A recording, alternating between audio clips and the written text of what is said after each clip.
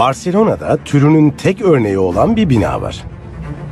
Ağırlığı 200.000 tondan fazla ve değişken geometrik şekillere sahip. Bu boyutlardaki başka hiçbir inşaatta yapı malzemesi olarak taş kullanılmıyor.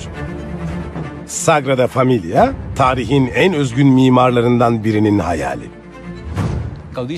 Gaudí hiç şüphesiz geleceğe bakan, ileri görüşlü biriydi. Dünyayı büyülemek için tasarlanan bina 136 yıl sonra hala inşaat halinde. Tamamlanma tarihini kimse öngöremiyor. Ta ki yakın zamana kadar. Sagrada Familia muazzam bir inşaat laboratuvarıdır. Bugün tarihi bir değişim büyük bir zorluk teşkil ediyor. İnşaatını 2026'da tamamlamak. Yaratıcısı Antoni Gaudi'nin ölümünün 100. yılı olacak. 1/3'ünden fazlası hala bitmedi. 2026'ya kadar bitireceğimize eminiz. Bu amaçla zamana karşı çalışan yeni bir inşaat sistemi uygulamaya kondu. Tamamlandığında gezegenin en yüksek kilisesi olacak. Sagrada Familia.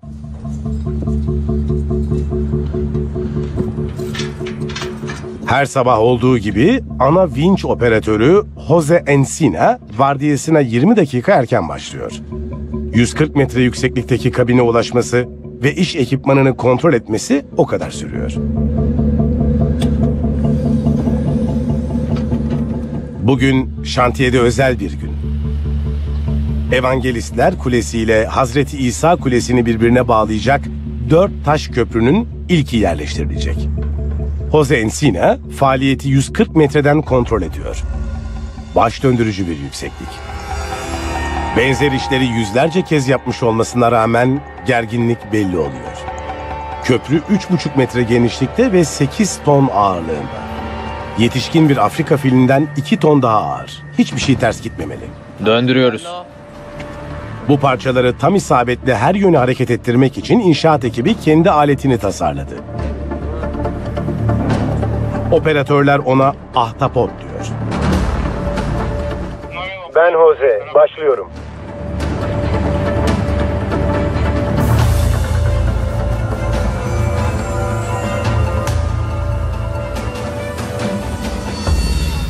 Tamam Jose, biraz geriye, biraz. Evet.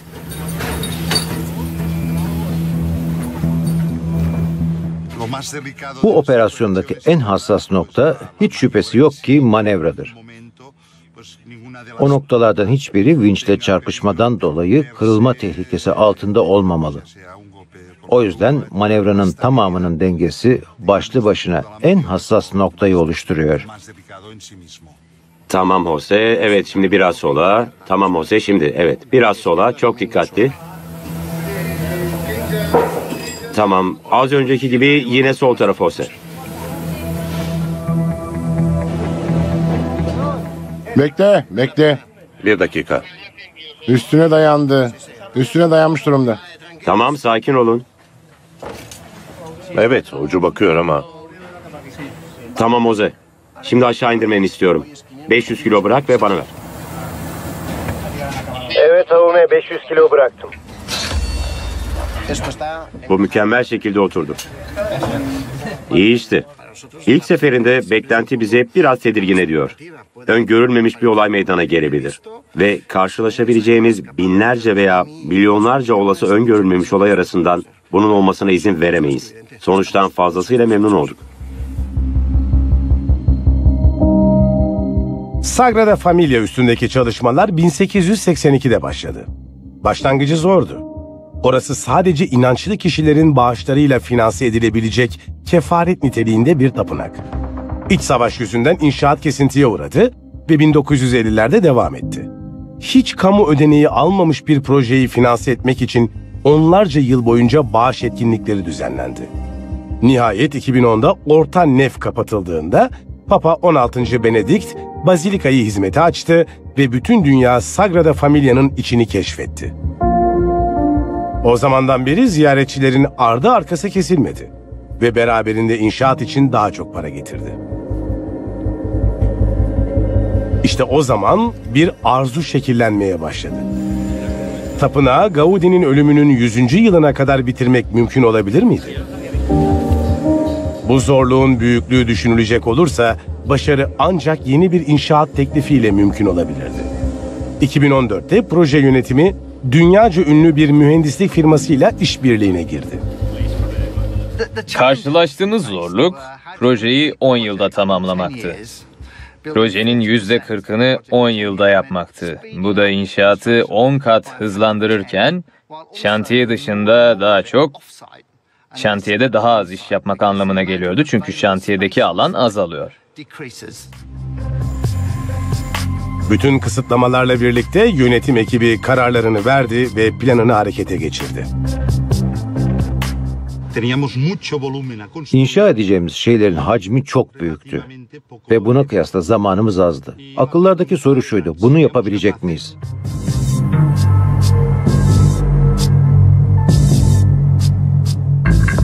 İnşaat süreci Barcelona'ya 80 kilometre mesafede başlıyor. Bu devasa alanda yeni bir teknik inşaat hızının 10 kat artırılmasını sağlıyor. Bu teknik gerginleştirilmiş taş panellerin paslanmaz çelik çubuklarla önceden birleştirilmesinden oluşuyor. Bunlarla 6 merkez kule inşa edilecek. Modüller Sagrada Familia'daki kulelerin çapını ve eğimini taklit eden yapılar halinde birleştiriliyor. Sistem çocukların inşaat oyunlarını hatırlatıyor. Proje amiri olan Jaume Torregidart her şeyin mükemmel şekilde yerine oturmasını sağlamaktan sorumlu. 25 ton ağırlığında 25 metrekarelik parçalardan oluşan bir Lego oyunu gibi ama bu dev parçaları birleştirmek için sadece 1 milimetrelik hata payımız var. Biraz daha aşağı in. Önceden birleştirilmiş taş modüllerin kullanımı, kulelerin yakın zamana kadar hayal edilemeyecek bir hızda inşa edilmesini sağlıyor. Gaudi'nin ölümünün 100. yılına kadar işi bitirmenin tek yolu bu. Ekip geri sayımın baskısı altında çalışıyor. 8 yıl kaldı. Bu Gaudi'nin hep istediği şeyi başarmamızı sağlıyor. Taştan bir yapı inşa etmek ve onu mümkün olduğunca hafif yapmak. Tamam, onu destekleyelim. Kaldır, destekle ve dur. Başlangıca geri dönmeye benziyor ama tamamen güncellenmiş bir teknolojiyle. İş Sagrada Familia'yı inşa etmeye gelince Antoni Gaudi her şeyi netleştirmişti. Denizle şehir arasındaki dağ olan Montjuic'teki ocaklardan gelen taşları kullanacaktı. Gaudi neden Montjuic taşı kullandı? Çünkü son derece dayanıklı bir taştı ve renk çeşitliliği çok ilginçti. Aşağıdaki mor çizgiyi görebiliyoruz. Biraz daha yükseğe bakınca daha koyu sarı bir çizgi görüyoruz. Dağda 28 kadar farklı taş ocağı açıldı fakat bölgenin yeni kullanımları ve bir cephaneliğe yakın olması taş çıkarılmasının 1957'de sona ermesine neden oldu. Montjuic taş ocakları kapatıldığında Sagrada Familia için çözmesi zor olan ciddi bir sorun ortaya çıktı. Montjuic'te bulunanların karakteristiklerine uygun taşlar için bütün dünyayı aramamız gerekti. Taşın yerini doldurmak için İskoçya, Cantabria, Galicia, Fransa ve İngiltere'den taşlar getirtildi. Lugo'daki Inge Marga taş ocaklarında aşırı önlemler alınıyor. Bugün dev bir kaya bloğunu ayırmak için patlatma fitili kullanıyorlar.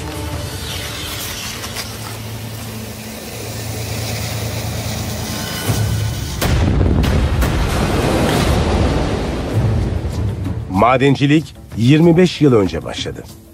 Her sezon taş ustaları 3-4 ay boyunca devasa taş blokları çıkarıyor. Bu ekilip biçilemeyecek bir doğal kaynak ve bütünlüğünün korunması için düzgünce çıkarılmak zorunda. Carlos Perez farklı taş ocaklarından taş çıkarılmasını denetliyor. Bir yılda Sagrada Familia'ya hem ham hem de blok halinde yaklaşık 4 milyon ton granit tedarik ediyoruz. Bu granit kütlesi yaklaşık 400 ton ağırlığında. Yani 40 şehir otobüsü kadar. Çıkardığımız bu dev bloklarda sadece en iyinin de en iyisini aradığımız için sadece %20'si kullanılıyor. Her taşın çıkarılışında aynı süreç tekrarlanıyor. Uygun olmayan yumuşak kısımlar ayrılıyor ve blokların kamyonlarla taşınmasını sağlayacak yeni kesikler işaretleniyor. En zor kısım tamamlandığında beklenmedik bir sorun çıkıyor. Makine çalışmıyor. Şimdi durdu. Kontrolleri tamir edilene kadar durması gerekiyor. Blok kesilmedi. Hızlı davranmaları gerek. Bu aksaklık operasyonun tamamını riske atabilir.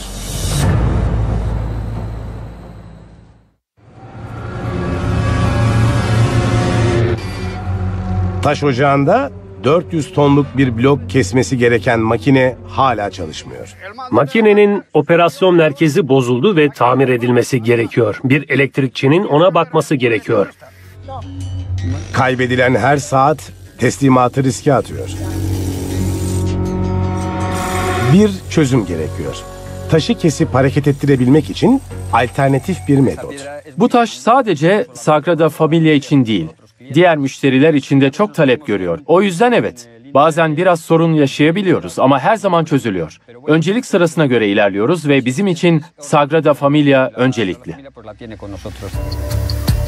Jorge Teixeira burada tecrübeli. Ona Portekizli diyorlar. Matkapla taşın damarının üzerinden geçiyor. Her deliğe kamalar yerleştiriyor ve baskı azar azar artıyor. 29 yıl boyunca çalıştıktan sonra benim için taşa dair hiçbir sır yok. Nihayetinde makinelerin yapamadığını insanlar çözmek zorunda. Galicia graniti Sagrada Familia'nın yapımı için özellikle değerli. Doğru sertliğe sahip ve içinden süzülen yağmur suyunun oluşturduğu pas, ona Gaudi'nin kullandığı Montjuic kum taşınınkine benzer bir renk sağlıyor. Ayrıca blokların boyutu büyük parçaların oyulabilmesini sağlayacak. Bu bizim için Gaudi'nin hayallerinin bir parçası olmak. Yüzyıllarca ayakta kalacak simge niteliğinde gerçekten güzel bir şey yaratmak anlamına geliyor.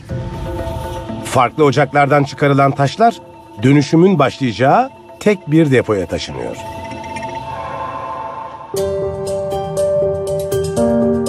Antoni Gaudi yaratıcı dehasıyla dünyaca ünlü bir mimar.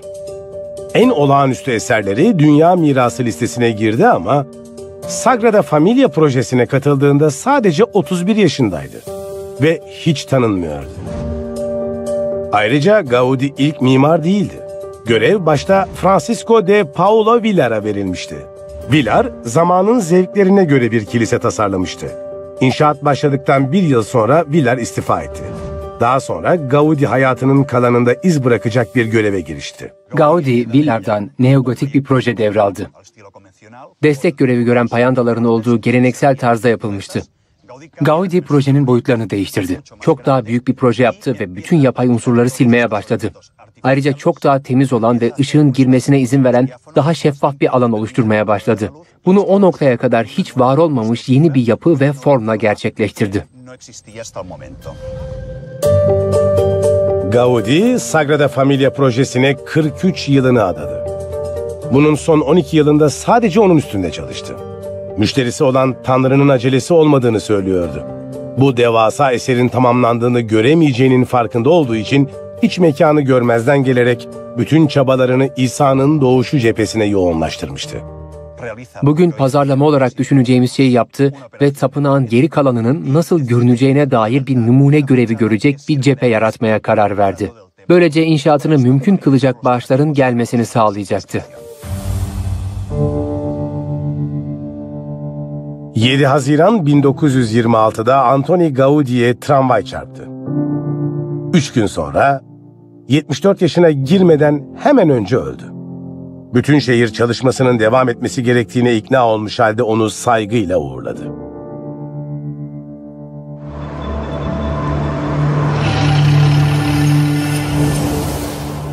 İki futbol sahası. Sagrada Familia'nın taş deposunun kapladığı alan işte o kadar. Burada Barcelona'ya 150 kilometre mesafedeki Le Borj Blanc'ta farklı taş ocaklarından çıkarılan taşlar depolanıyor.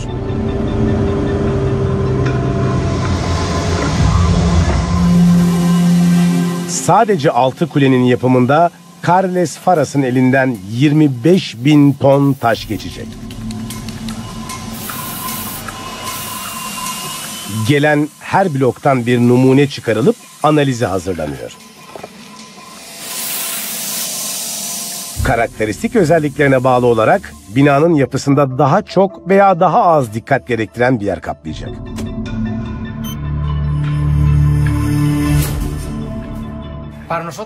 Bizim için kalite çok önemli.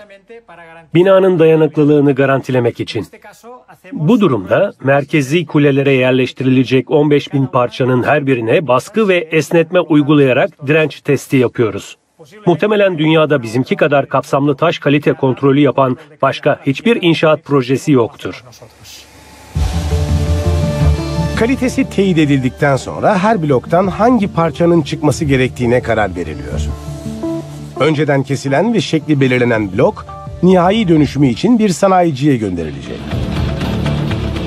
Sagrada Familia'daki çalışmanın başlangıcından beri 50 farklı taş türü kullanıldı. Bu blokların Bazilika'nın tepesindeki yerlerine ulaşmaları 1 yıl sürecek. Önce köklü bir dönüşüm sürecinden geçmeleri gerekiyor.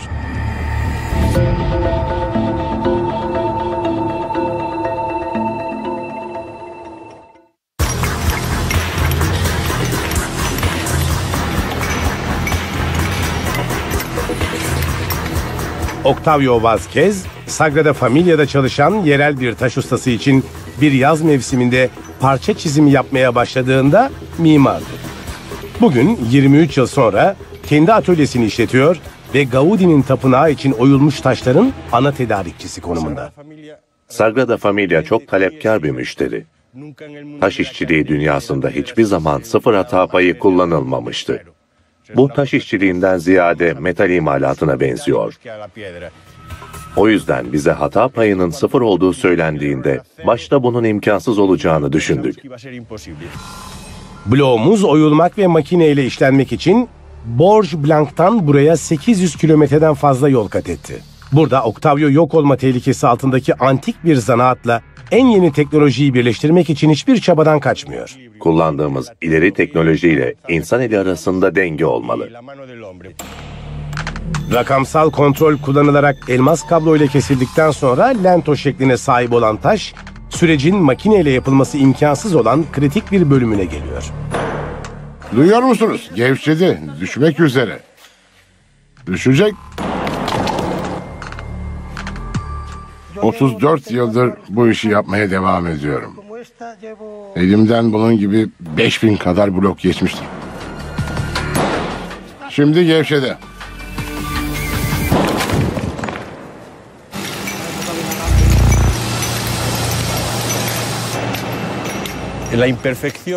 Taş ustasının oyma yaparken oluşturduğu kusurlar değer katıyor. Yaptığımız bütün taşların güzelliği, hiçbirinin birbiriyle aynı olmaması. Her taş ustasının damgası sayesinde her taşta kimin çalıştığını belirleyebiliyorum. Örneğin bu taş Vicente'nin. Bu taş Pepe'nin. Bu da Antonio'nun. Hepsi aynı olsa da her taş ustası her parçaya kendi kişiliğini katıyor. Bu çekiç 1 kilo ağırlığında ve günde yaklaşık 15.000 vuruş yapıyoruz. Ya bu işi seversiniz ya da yapması imkansız olur. Çünkü çok fazla vuruyorsunuz. Tedarikçilerin tıkanmasını önlemek için Sagrada Familia'nın teknik yönetim ekibi siparişlerini çeşitlendiriyor. Bugün tapınak için taş oyan 7 farklı sanayici var. Sagrada Familia'nın talep edilen bitirme tarihine yetişmek için üstümüzde baskı var. Çünkü başarısız olursak diğerlerini de yanımızda sürükleriz.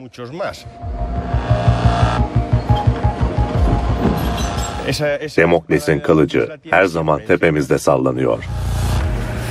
Eşik tamamlandı bile. Kargonun kalanı ile birlikte galerada takılmak üzere yine yarımadanın diğer ucuna götürülecek.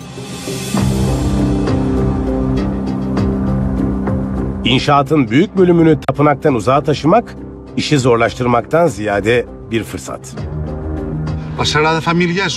Sagrada Familia inşaat için muazzam bir laboratuvar. Burada inşaat metotları icat etmek zorunda kaldık. Çünkü örneğin bir katalogda ya da kitapta hazır çözümlerimiz yok. Yeni inşaat metodunun kilit noktasına sonradan germe deniliyor. Taşları birleştirmek ve her panelin gerekli dayanıma sahip olmasını sağlamak için yüksek kaliteli paslanmaz çelik çubuklar kullanılıyor. Çubuklar blokların içinden geçirilip hidrolik bir sistemle geriliyor. Sonuç çok kompakt ve dirençli hafif bir modül. Sonradan germe inşaat sektöründe yıllardır var. Ama bunun gibi sadece taştan yapılan bir binaya hiç uygulanmamıştı. Bu sistem hem daha yüksek kaliteyle hem de daha hızlı çalışmamızı sağlıyor. Eşiğimiz Bakire Meryem Kulesi'ne takılacak panellerden birini oluşturmak için galeraya getirildi bile. Önceden birleştirme daha güvenli ve isabetli olması için zemin seviyesinde yapılıyor. Burada harcanan her saat inşaat işinde riskin oluşacağı daha az zaman demek. Bakire Meryem Kulesi'nin bir katını yükseltmek galerada 5 haftalık çalışma gerektiriyor ama Sagrada Familia'ya yerleştirilmesi 2 gün sürüyor. Bir zihniyet değişikliği oldu. Artık önceden üretilen malzemenin kendisiyle değil sanayileşmeyle ilgileniliyor. 6 kulenin inşaatında 21.000 kesme taş, 18.000 parça çelik ve 200.000 cıvata kullanılacak. Parçaların %100'ü için kalite kontrol yapıyoruz. İnşaat sürecimizde hiçbir şeyin başarısız olmasını istemiyoruz. Bütün bu parçalarla 826 panel takılacak. Üstelik rekor sürede. Hem stratejik planlarda hem de en küçük detaylarda çalışma planının tamamı mükemmelliyetçilik dolu. Bazı taş kenarlar paratoner kablolarını gizleyecek. Onları yerlerinde tutmak için metal bir örtüye vidalanacaklar. 90 veya 100 metre yükseklikte olacak ve onlara taş görünümü vermeye çalışacağız. İnsanlar onu göremeyecek ama Tanrı'nın her şeyi gördüğünü söylüyorlar. Sagrada Familia Taş Atölyesi. Yıllar boyunca Sagrada Familia'da çok sayıda heykeltıraş işbirliği yaptı. Francesc Fajula onlardan biri. Bir ekiple yapılan en büyük inşaat projesinde olduğu gibi, bireysel katkılar daima bütün ekibin ihtiyaçlarına göre ayarlanmalı. Bu heykelin zorluklarından biri yaklaşık 40 metre yükseklikte olması ve uzaktan görülebilmesi. Modeli yaparken bunu hesaba katıyorum. Profiller, dış hatları ve oluşturdukları gölgeler özel bir önem taşıyor. Detaylar uzaktan takdir edilmiyor. Tamamlanınca bu Magdalalı Meryem heykeli, Hazreti İsa'nın dirilişinin temsil edildiği boş lahdin yanındaki yerini alacak. Yerleştirilme tarihi haftalar önce belirlendi. Heykeltıraş Fajula'nın hata yapma lüksü yok ve çok az zamanı kaldı.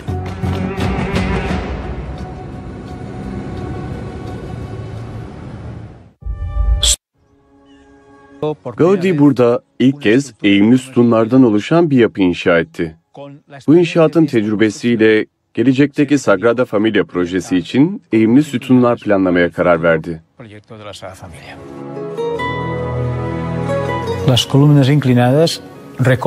Eğimli sütunlar binanın ağırlığını dik sütunlardan daha iyi dağıtır.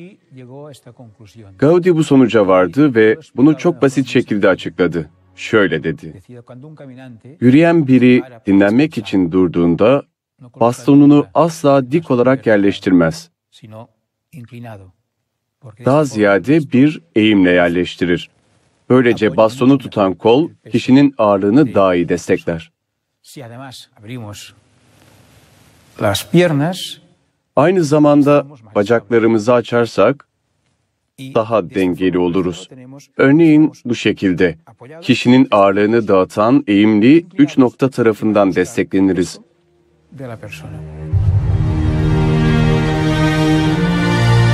Sagrada Familia'da tutku cephesinde eğimli sütunlar var. Orta nefin içinde ağaç gibi dallanan tüm sütunlar da eğimli. Gaudi'nin tek yeniliği bu değil. Doğayı gözlemleyerek matematikçilerin zaten farkında olduğu ama kimsenin mimariye uygulamadığı geometrik şekiller tespit etti. Sonsuz sayıda dikey çizginin oluşturduğu bir silindir bu. Işığı toplamak için silindirin yerinde kalıp ağın eğimli olması daha iyidir. Buna hiperboloid denir. Hiperboloid, paraboloid, helikoid. Gaudi hayatının sonunda geometrici oldu. Bu basit ve tekrarlanan şekiller sayesinde bugün detaylı bilgiler eksikken bile çalışmaları devam ettirilebiliyor. Rakamlara dönüştürülen şeyler kolayca tekrar oluşturulabilir. Peki sadece ruhun kavrayabileceği şeyi nasıl oluşturursunuz? Neyse ki Gaudi'nin hayali günümüzde kendine elzem bir müttefik buldu. Bu çalışmadan yola çıkarak John Villagrao son 18 yılını Sagrada Familia'daki tüm vitrayların tasarımını harcadı. Oğlu Anthony, çeşitli vitrayları birleştirerek sanatçının niyetini ifade etmekten sorumlu. İşte biraz daha şeffaf. O yüzden böyle yapılmasını söyledi. Bence Gaudi şimdi vitrayları 1920 yılında yapacağı gibi yapmazdı. Bu konuda eminim. Bu vitraylarla görüntüler oluşturmaya değil, bir ambiyans yaratmaya çalıştım. Bazilikanın içinde vitraylar gün boyunca güneş ışığının güzergahını geliştiriyor. Sabah mavimsi ve soğuk tonlardan, öğleden sonra kırmızımsı ve sıcak tonlara. Bu unsurlarla oynamanız gerekiyor. Nasıl bir yahnide tuzu veya karabiberi hesaba katıyorsanız bu işte de bunları hesaba katmalısınız.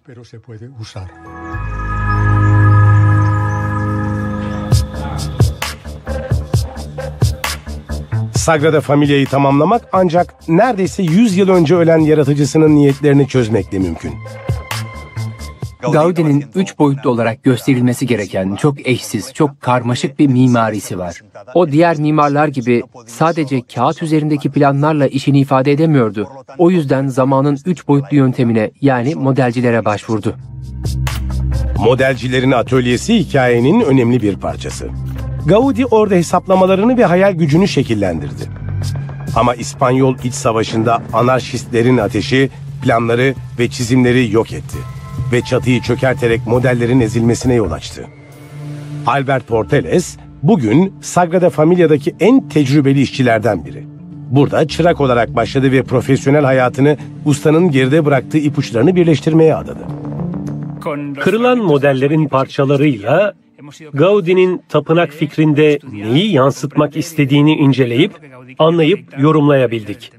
Burada Gaudi'nin zamanından bir parçanın çok net bir örneğini görüyoruz. Şu koyu renkli parça. Onun verdiği geometrik bilgileri inceleyip anlayarak eseri yeniden oluşturabiliyor ve eksik olan bilgiyi üretmeyi tamamlayabiliyoruz. Bulunan 80 bin parçanın 16 bini şu anki tasarım için bilgi sağladı.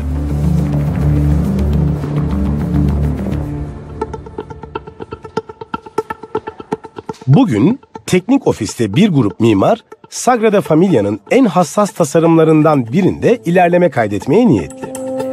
Hazreti İsa Kulesi şimdi onların baş tacı.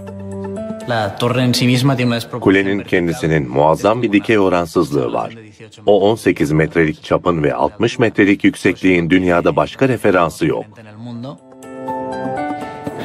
Sanal gerçeklik gözlüğüyle kendimizi gelecekteki bir ziyaretçinin yerine koyuyoruz. Mekanı nasıl algılayacaklarına, neyi gözlemleyebileceklerine ve dekoratif unsurları nasıl yerleştirmemiz gerektiğine bakıyoruz. Fikir şöyle olacak. Buradan çekirdeği görüyoruz. Buradan gökyüzünü daha yakından ve daha detaylı görebiliyorsun. Kesinlikle öyle. Ayrıcalıklı bir görüş açısına sahipsin. Gaudi, kulenin dış şeklinin nasıl olması gerektiğine dair talimatlar bırakmış ama içine dair hiç görsel bırakmamış. Sanal gerçeklik tekniklerini kullanarak mimarlar dahinin hayalini tamamlamak için teklifleri reddediyor ya da kabul ediyor. Hazreti İsa Kulesi tamamlanınca 172 metre yüksekliğe ulaşacak. Tabiri caizse Barcelona'nın yeni çatısı olacak ama Montjuic'i aşmayacak. Gaudi, Tanrı'nın Barcelona şehrinin yanında yarattığı dağın yüksekliğini aşmak istemiyordu. Gaudi'nin takipçileri ustalarının 136 yıl önce oluşturmaya başladığı talimatları izlemek için çaba harcıyor. Bugün teknolojik gelişmeler ve yeni bir inşaat stratejisi sayesinde Sagrada Familia'yı yaratıcısının ölümünün 100. yıl dönümünün kutlanacağı 2026'ya kadar tamamlama hayali kurabiliyoruz. Meydan okuma başladı.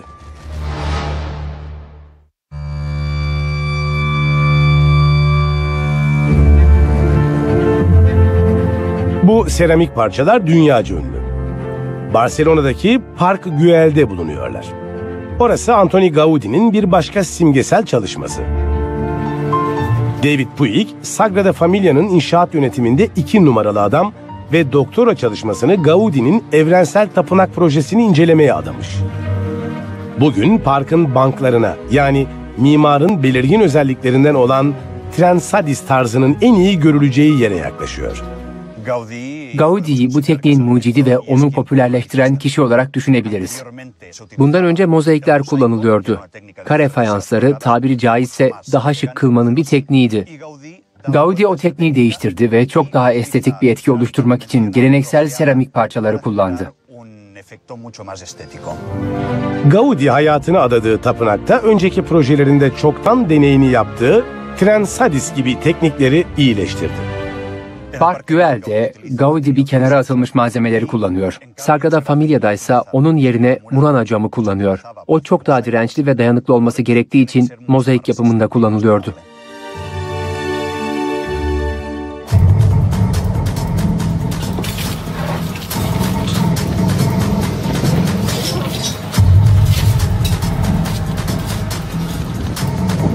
Sagrada Familia'nın mozaiklerinin çoğu son aşamalarında. Yerden neredeyse 100 metre yüksekte, çan kulelerinin hemen üstünde. O yükseklikteki her iş için gerçek uzmanlar gerekir. Barcelona'da her şehirde olduğu gibi neredeyse sürekli yukarı bakıyorsunuz. Biz çoğu insanın aksine sürekli aşağı bakıyoruz. Sagrada Familia istisnai bir bina. İnşaatın 19. yüzyılda başlamış olması, bugün aynı anda hem geleceği planladığımız, hem bugünü inşa ettiğimiz, hem de geçmişi restore ettiğimiz anlamına geliyor. Onu özel bir harçla boyuyoruz. Bir sebepten dolayı biraz çatlamış. Bu özel harçla her deliği ya da çatlağı kapatıyoruz ve tamamen su geçirmez hale geliyor. Önleme ve restorasyon küçük sorunların yapısal hasara dönüşmesini engellemek için elzem. Tutku cephesinin uçları 1970'lerde tamamlandı. Şimdi eski Transadis'in büyük bir kısmı değiştiriliyor ve daha kaliteli ürünlerle onarılıyor. Orijinal halinin fotoğrafı bu. Diyelim ki bu şuradaki parça. Düşen parça bu. Eksik olan ve restorasyonunu tamamladığımız kısım orası. Gaudi bir dahiydi. Tıpkı Messi gibi. Onlar gibi çok az insan var.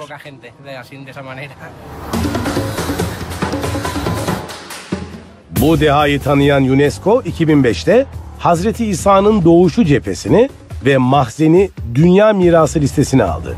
Tapınağın Gaudi'nin bitirebildiği kısımları onlar. Ölümünden sonra Revak 80 yıl boyunca çevre şartlarına maruz kaldı ve şimdi acilen restore edilmeli. Yüksek kesinlikte bir tarama şu anki durumuna dair milimetrik düzeyde bilgi verecek ve tadilatın maksimum güvenlikle yapılmasını sağlayacak. 2026'da her şeyin bir kez daha tüm ihtişamıyla ışıldaması için her şey yapılacak. Geriye gidelim. Aşağı indirelim. Tamam. Kaldır. Serçe kaldır Jose. Tamam mı? Tamam mı? Desteklemek için ne kadar kaldı? Orta 1 milimetre. Aşağı değil mi? Hayır. Tamam, kaldıralım. Olmuyor Jose. Bu iyi gitmiyor. Tekrar kaldıralım. Hadi. Bir anda panel yerine oturmuyor. Nedeni belirlenmek zorunda.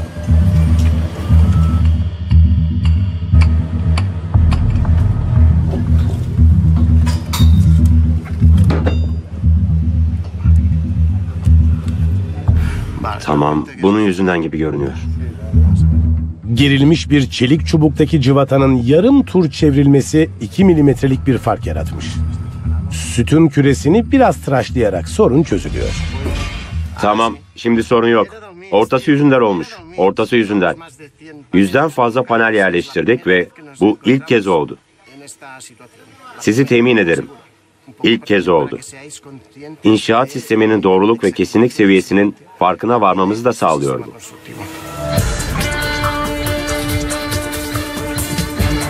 Sorun çözülünce 10. kat panellerinin kalanı aynı gün sorun çıkmadan takılıyor.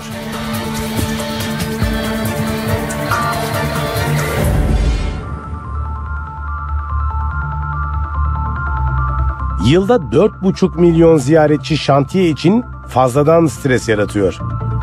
Sagrada Familia bundan dolayı da istisnai. Uyarı: etrafınızda insanlar olduğunu unutmayın. Risk çok yüksek olduğu için güvenlik önlemleri de aynı şekilde yüksek olmalı.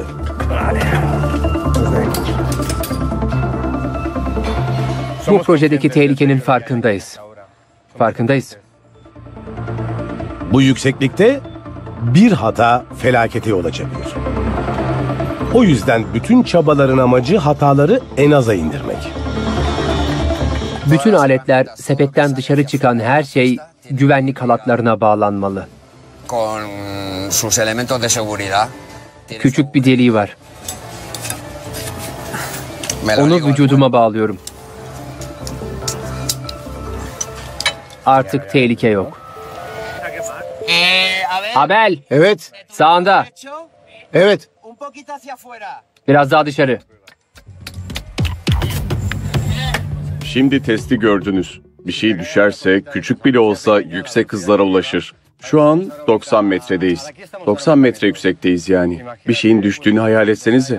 Bir turiste zarar verebilir. İşçilerimizden birine bile çarpabilir. Çok hasar verebilir. O esnada başlarının üzerinde olanlardan habersiz şekilde her gün on binlerce turist hayret içinde dolaşıyor. Büyümesi hiç durmayan canlı bir inşaata hayranlık duyuyor.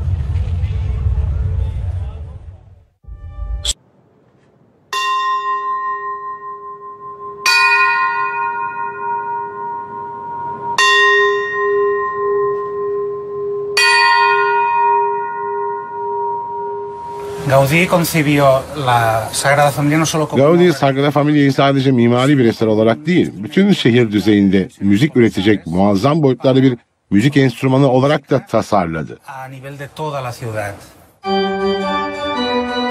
Müzisyen ve mimar Galdric Santana, kulelere asılacak çanların prototipini yapan Gaudi'nin bu çok az bilinen isteğini araştırdı.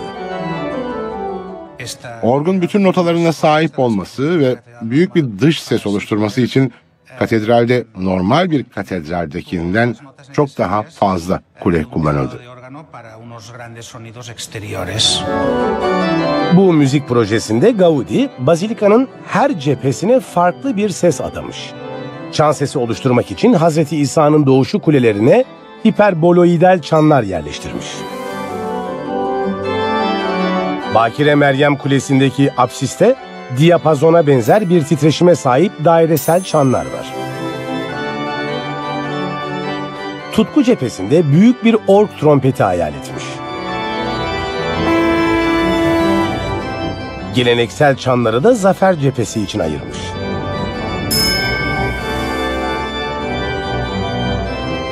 Bu devasa enstrüman neredeyse 3 kilometre yarıçapındaki bir alanda duyulacaktı. Gaudi'nin hayalinde şehir daha önce hiç görülmemiş kutlamalar için bir etkinlik merkezi olacaktı.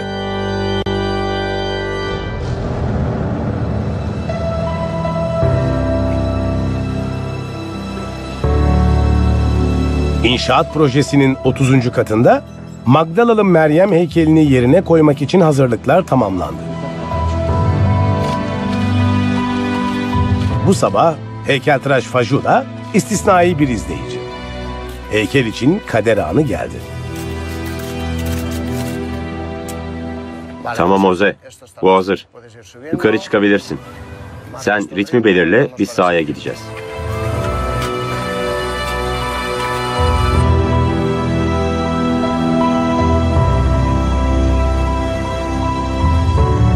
Operasyon en üst seviyede dikkat gerektiriyor. Yere değmeden önce heykelin boş lahdin yanında yerini alabilmesi için yanal olarak takip edilmesi oldukça önemli. İkiniz de aynı anda çekmeye başlayabilirsiniz. Hey, biri diğerinden daha fazla çalışmıyor. Biri çalışıyor, diğeri taşıyor. Biri çalışıyor, diğeri taşıyor. Operatör ekibinde çok sayıda tecrübeli kişi var. Bazıları inançlı, bazıları değil. Ama herkes işine basit bir inşaatın ötesine geçen bir şeyde işbirliği yaptıklarının bilinciyle yaklaşıyor.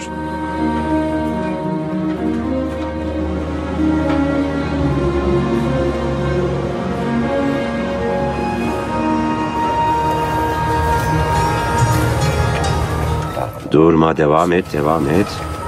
Kaldır, kaldır. Hepsini destekle. Mükemmel Jose. Bunu duyguyla tecrübe ettim. Çalışan bütün profesyonellerin sessizliği başlı başına büyük bir özveriyi gösteriyordu. Etkileyici düzeyde ciddiyeti olan bir şeydi diyebilirim.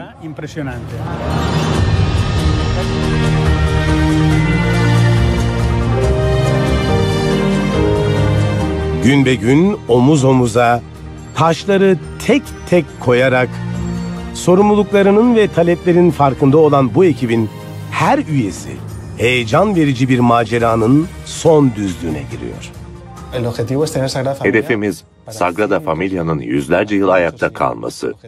Hedefimiz onun piramitler kadar, bizimkine benzer özellikteki diğer binalar kadar uzun süre ayakta kalan bir yapı olması. Böylece Gaudi'nin bu kiliseyi bitirme arzusunu gerçekleştireceğiz. İnşaatı o başlattı ve gelecek nesiller için bir görev olarak bıraktı.